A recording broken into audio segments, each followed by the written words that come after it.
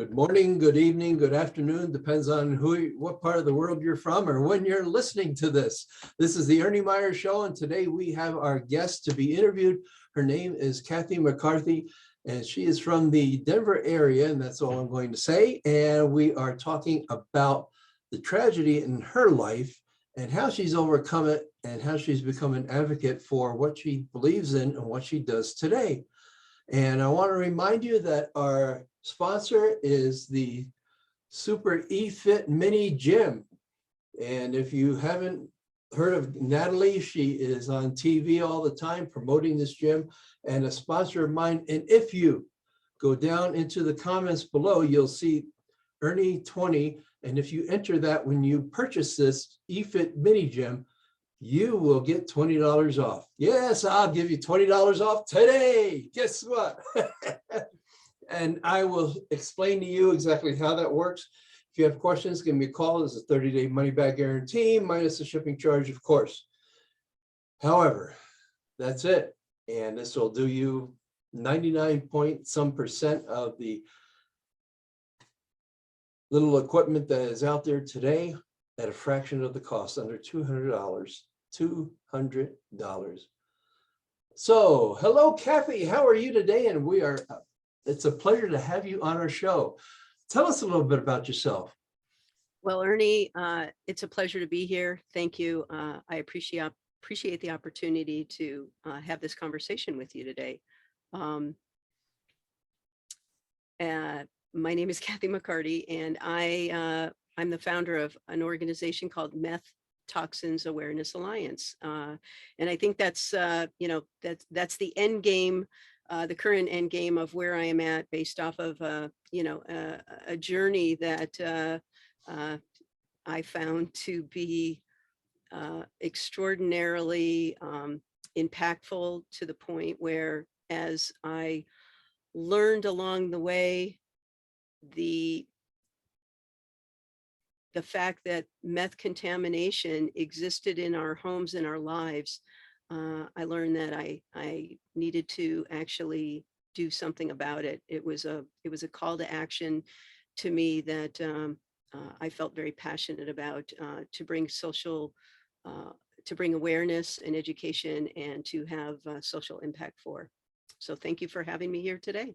Well, you are very welcome. I understand that this has affected you directly because you rented your home to a trusted agency that rented to people that had a meth lab in your rented home. And it's contaminated your home. You can't even live there till today. Am I correct in saying that, Kathi? There are many, many correct facts that you did state, Ernie. To just modify that slightly is that I actually sold my home early last year, fully contaminated, fully disclosed. So because of the experts that I talked to that had shared with me that the chances, although they were happy to try, the chances of them being able to remediate the contamination in my home was very slim to none. And even a few of them gave me bids to actually demo my home. And when we refer to meth here, it's important that I share that this is methamphetamine. It's a drug substance that has been around from where I could learn through my research back in the 50s and 60s as a way of losing weight, but has and still can be prescribed today, but has become a drug that has been used for many, many years at epidemic proportions, and in some cases manufactured in homes throughout not only our nation, but globally. It's truly an epidemic. It is truly an epidemic. And I thank you, and I'm sure the audience thanks you for coming forth with this information, because people need to be aware of who they're renting to, who they're letting in their home, and what they are doing behind the scene. So, and I know that you and I had talked about repercussions against these people, and it's happening, but let me tell you, audience, this is slow coming in the repercussions. That the victim is usually the last to be satisfied whenever there is a major concern developing a crime and what have you. I would like to go on with this, but you know what we want to do is put a positive note on this and talk to Kathi about how she has recovered and what she's doing today, because this is helping a lot of people. Right, right. And you know, through this mess, it has given me a mission to bring awareness and education, to provide resources, even in the prevention state of things, as well as to look to affect legislative changes, ultimately, not only here in our state of Colorado, but even throughout our nation. I have found so many disconnects along the way.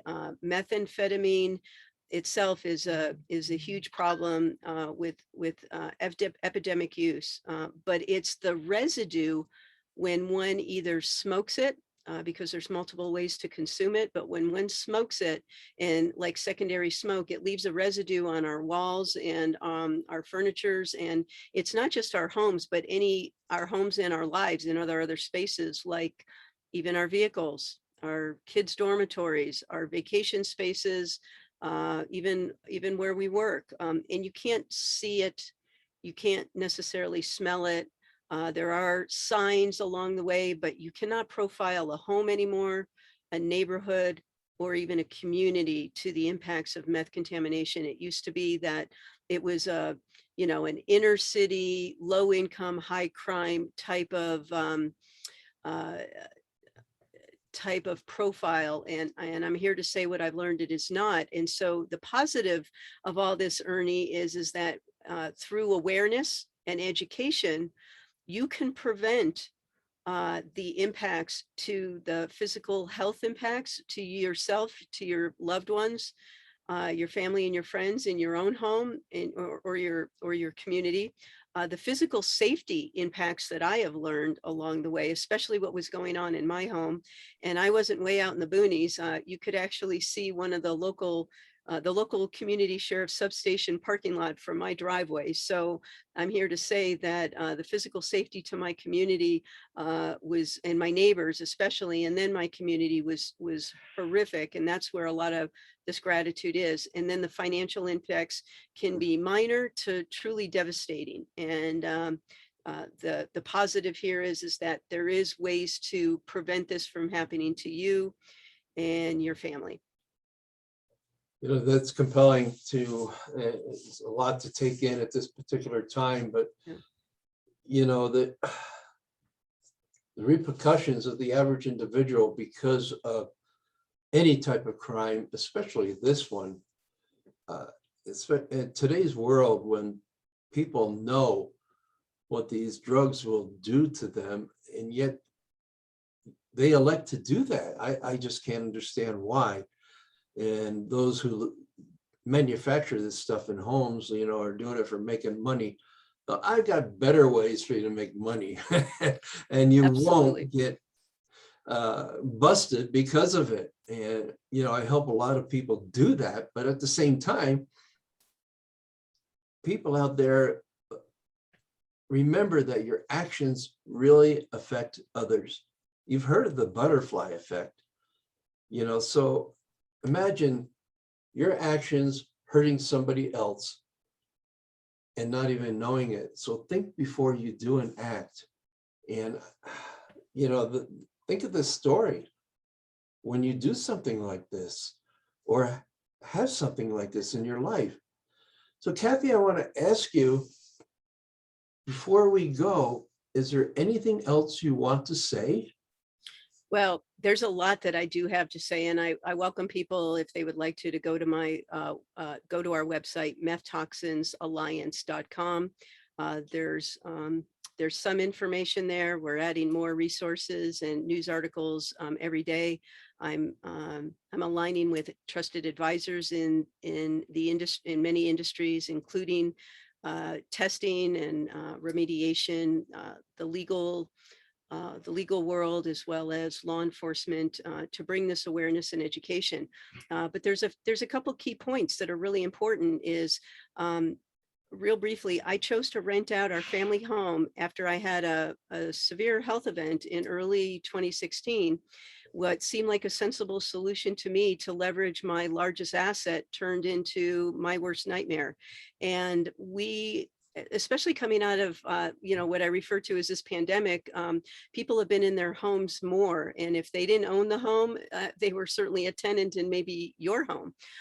We're vacationing. It used to be where you weren't supposed to talk to strangers, and now we let them sleep in our beds, and we're not really protected the way that we think we are, in the sense that I had put all what I thought I had put all the right protections in place, especially after a significant 30 plus year career in lending and residential and commercial and banking.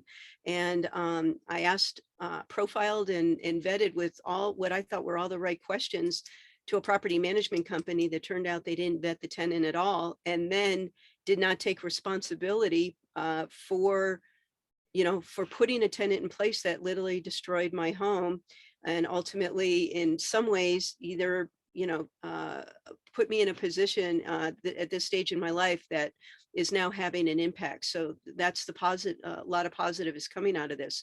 But one of the key, Ernie, you were asking, one of the key pieces is I mean, I had all the right insurance endorsements to have a tenant activity, unless it is vandalism where somebody breaks into your home and creates damage.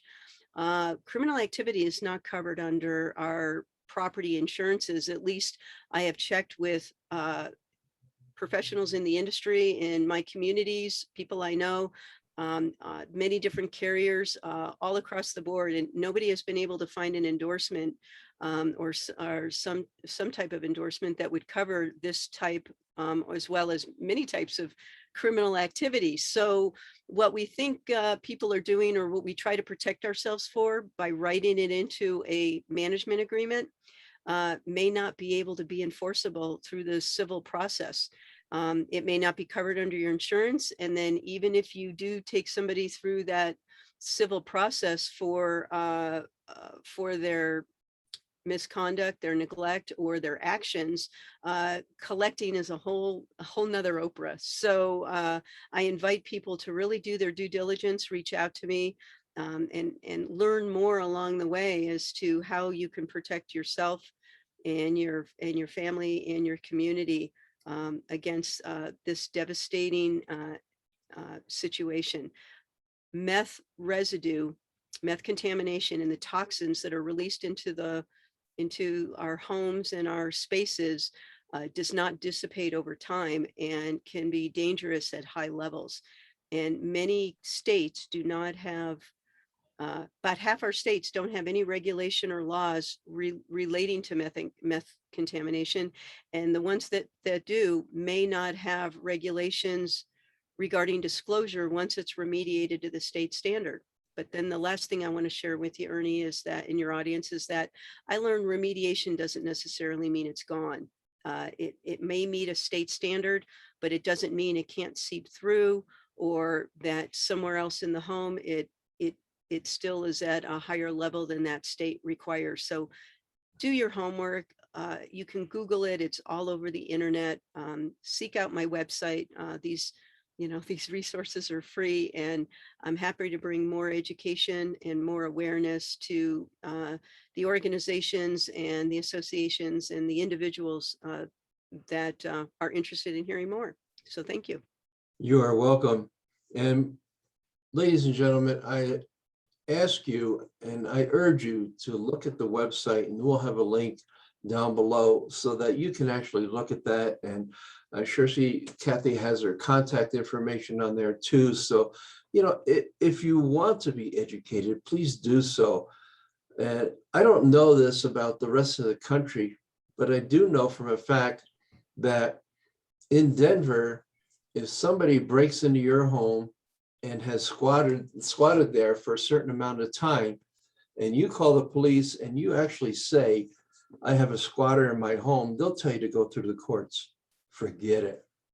what I always do, and when I was a property manager in Lakewood for this particular strip mall, I would have homeless people break into empty situations or empty units. And I would call the cops and I say, we have a break-in and entry. And they would come with guns drawn and they were, ready to kick them out. Now, if I'd have said we were squatters, they would have told me to go through the system. But instead, I said, we have a break-in and entry. So whether or not you do or you don't, I'm not a lawyer, so consult your lawyer on this, but this is what I do. I just think outside the box and I figure, well, I'm going to do that. And I had a home in Wisconsin and I had 2 renters that didn't pay. And I know the system of being a victim, it doesn't work, because when I was all done, it was close to $20,000 that I was in a hole because of that. Plus the fact that I had let the home go and the bank wanted to charge me $50,000 for that. And all I could get out of the people through the courts was $7,000, which I turned over in bankruptcy. And yeah, I did. I had an 820 credit rating before the bankruptcy, and I figured the heck with it. So I let the courts go after these people for the money, the little money that was leaned against them. And I urge you, please, if you think that you really have the law on your side, you don't. The law is on the criminal side. And I know that for a fact, and you just heard it from Kathi about how the law is actually on their side. So with that, we're going to sign off. We're going to let you go. And please take a look at this. Share it with your friends. Comment down below. Ask a question. If you don't want to ask a question on the comments below, ask either one of us.